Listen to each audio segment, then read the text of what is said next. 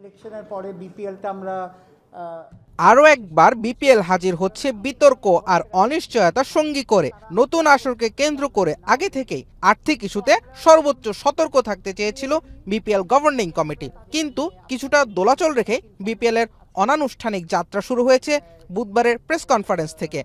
এই একটা team extra নিয়েছি। আরেকটা কথা, গুঞ্জন সত্যি করে বিপিএল এর নতুন দল হিসেবে যুক্ত হয়েছে নোয়াখালী এক্সপ্রেস। দেশ ট্রাভেলসের মালিকানায় বিপিএল এর নাম লেখাচ্ছে দলটি।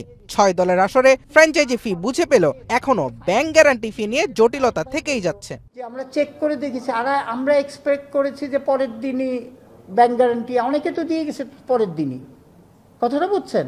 এখন অনেকে দিতে পারতেছে না, কিন্তু তার কাগজ কলম সব কিছু চেক করে এটা এখন দেখতেছি যে পারে নাই। সেই জন্যেই আমরা একটু রিল্যাক্স হয়েছি, কিন্তু আমাদের লাইনের এদিকে যায়নি।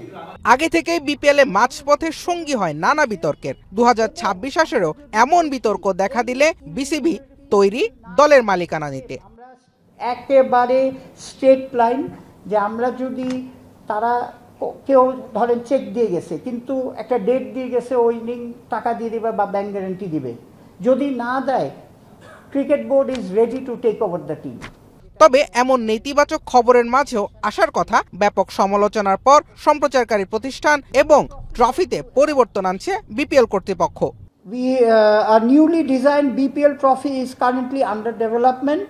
The official unveiling will take place soon, making a refreshed and modern identity for the league's highest honor.